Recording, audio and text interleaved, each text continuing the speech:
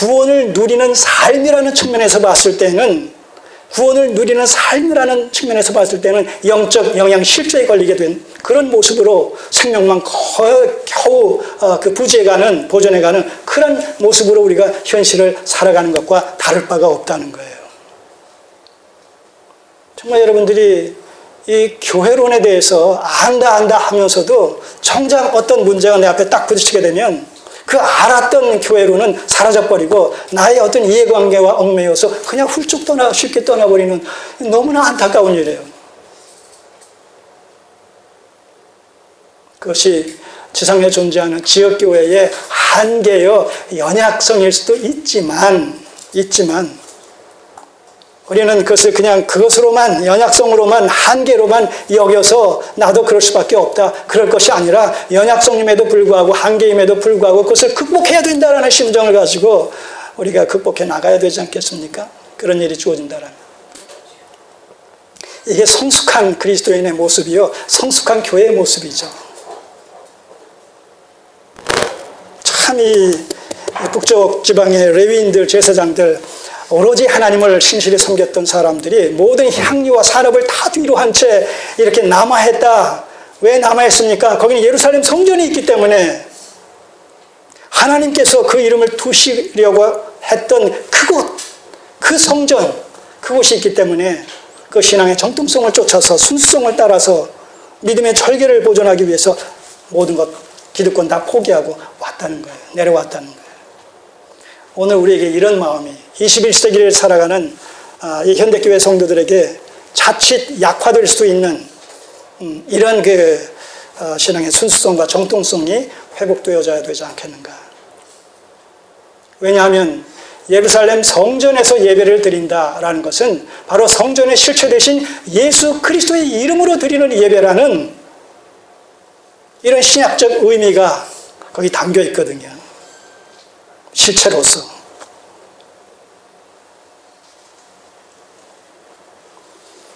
그냥 아무렇게나 자기 속에는 좋을 대로 자기의 타락한 종교심을 부추길 뿐만 아니라 그 종교심에 부합되는 것을 우리가 그냥 옳은 것으로 알고 그렇게 신앙생활 할 수 있는 것이 아니라는 것이죠. 기독교 신앙생활은.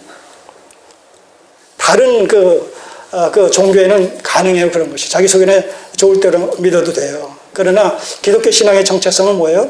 계시 의존적인 신앙이란 말입니다. 말씀의 체계를 통해서. 그래서 로마서 10장 2, 3절 뭐예요?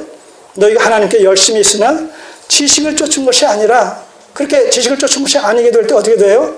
하나님의 의를 모르고 자기의 의를 세우려고 힘써 하나님의 의에 복종치 않게 된다는 거예요.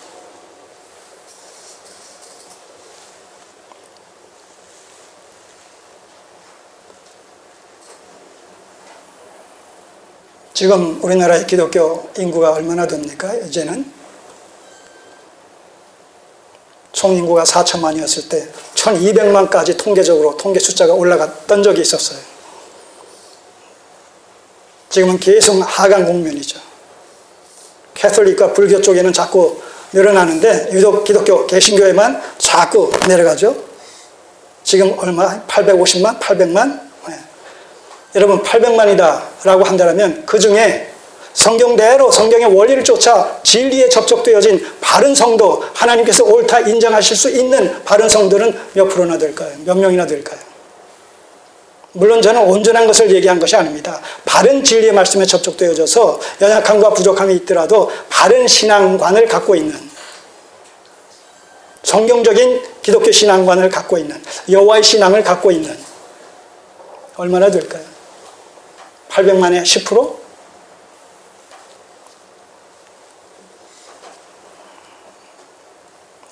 롯의 시대에 소돔과 고모라 성에서 유황불로 심판받을 때 몇 사람 남았습니까?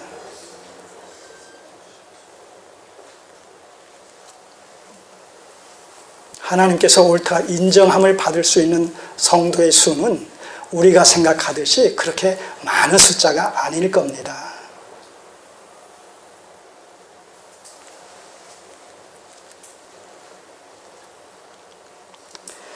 자, 보세요.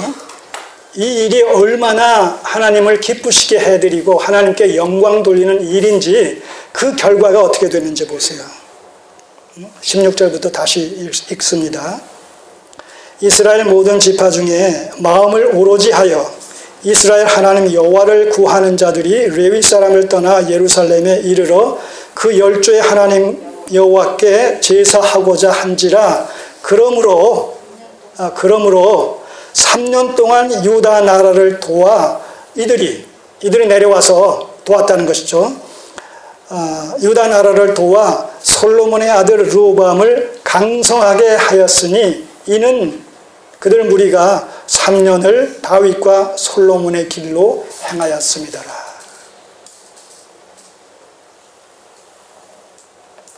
바른 계시관에 입각한 바른 신앙관을 정립해서 바른 교회를 이룬다는 것이 이토록 중요한 것이다. 이토록 중요한 것이다.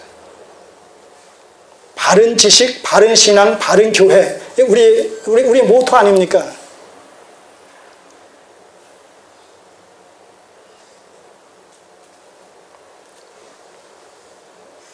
(3년) 동안. 참고로 왜 3년이라고 그랬는지 참고로 12장 1절 이하를 보세요. 르호보암이 나라가 견고하고 세력이 강함에 여호와 율법을 버리고 온 이스라엘이 율법을 버리니 온 이스라엘이 본받은지라.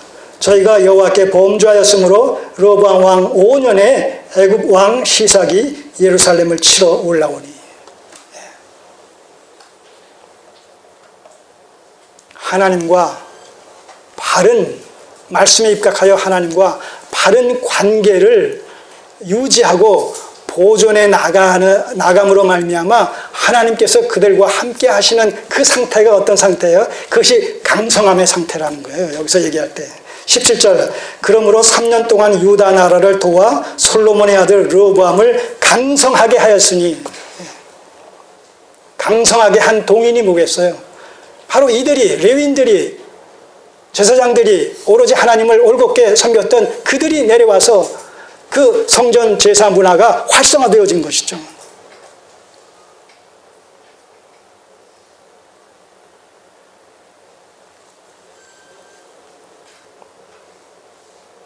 바른 제의 문화가, 제사 문화가 바르게 재정립이 된 것이죠.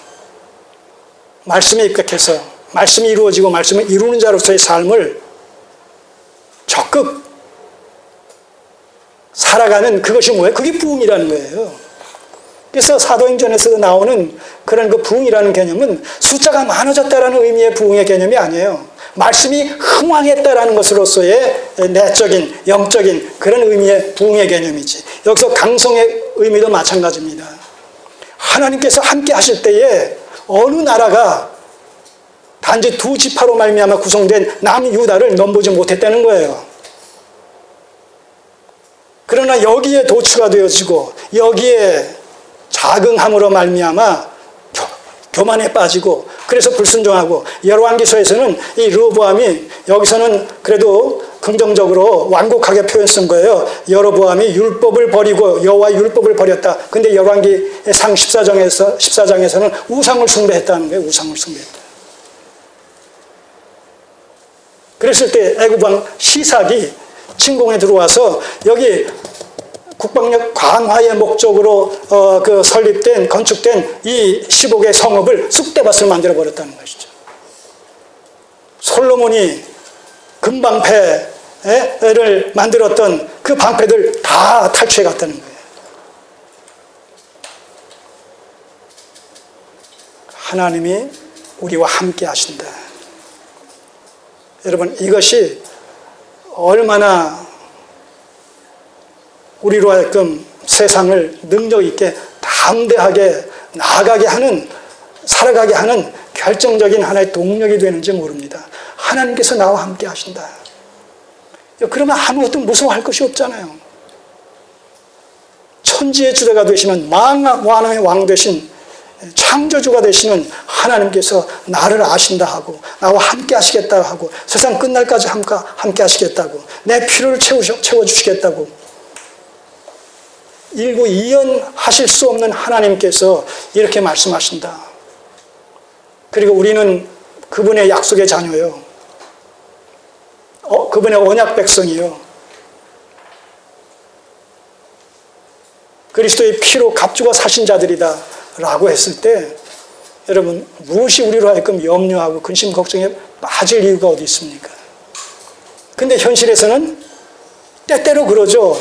그러니까 우리는 자주 모여서 말씀을 듣고 서로 위로하고 격려하는 가운데 그 수렁에서 다시 벗어나야 되는 거예요. 나 혼자만 있으면 여러분 긍정적인 생각이 더 많이 듭니까? 부정적인 생각이 더 많이 듭니까? 부정적인 생각이 더 많이 들지 않아요? 끊임없이 어떤 늪으로 수렁으로 빠져들어가는 그런 느낌을 받지 않습니까? 하나의 생각이 꼬리를 물고 또 다른 생각을 잉태하고 또 생산하고 계속 그렇게 되어지는 모습을 보지 않습니까?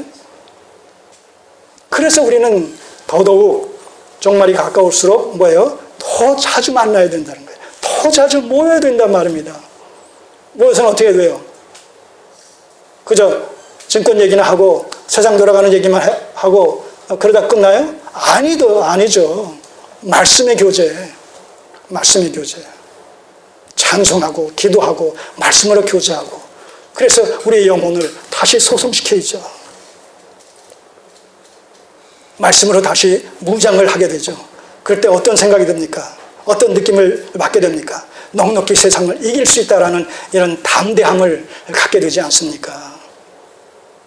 그래서 불원철이 이렇게 찾아와서 우리가 이 예배를 드리고 또 이 예배 시간을 통해서 말씀을 듣고 그리고 우리의 영혼이 위로를 받고 힘을 얻고 그런 거 아니겠습니까?